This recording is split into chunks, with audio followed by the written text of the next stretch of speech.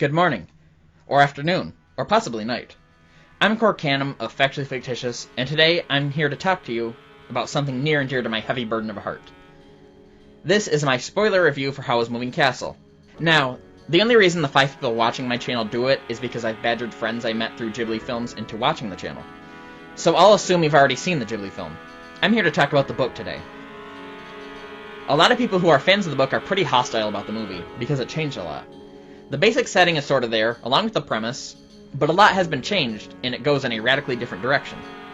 But, I believe, it arrived at the same point. The same themes as the book. Different plot, same themes. I enjoy both the book and the movie. Both of them mean something very important to me and to this channel.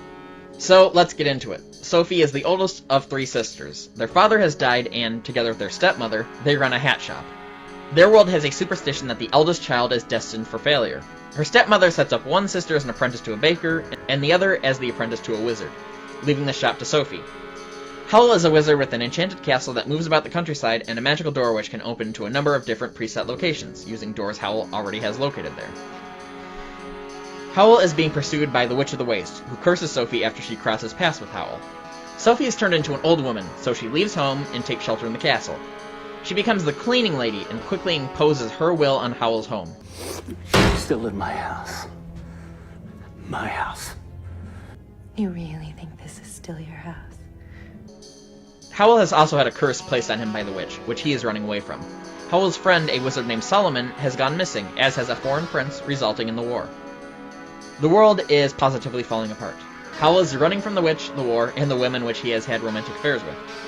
As Sophie calls him, he's a slither-outer. Accompanying him is the fire demon Calcifer, bound to Howl on a contract, and his apprentice, Michael, a 15-year-old replaced by the 10-year-old Markle in the film. Sophie and Howl fall for each other in the book, as in the film, but they make a much more dysfunctional couple in the book, Joan saying she would never want to be in their relationship. I've long enjoyed the books. I typically go through at least Howl's Moving Castle, the first in the series, once a year.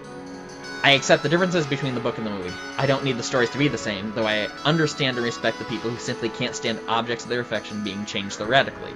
It's just, for me, for all the changes made for the film, the heart of the story is essentially the same.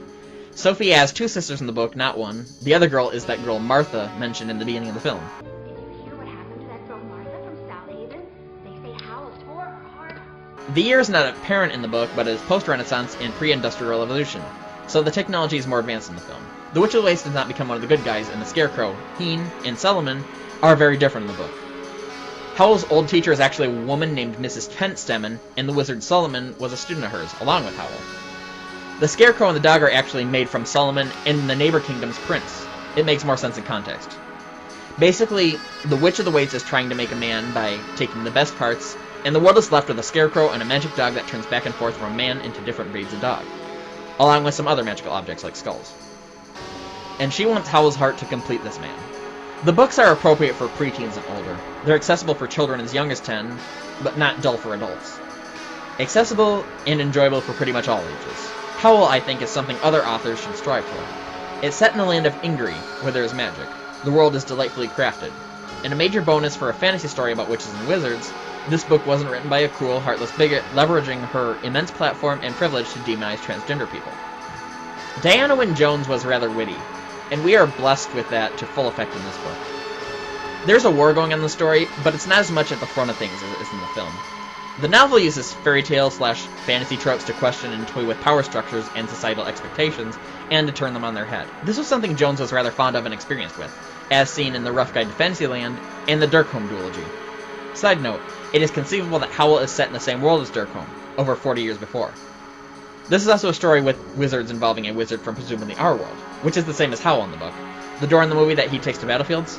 Yeah, in the books, that leads to the town in Wales where his sister lives. That's right, our Wales.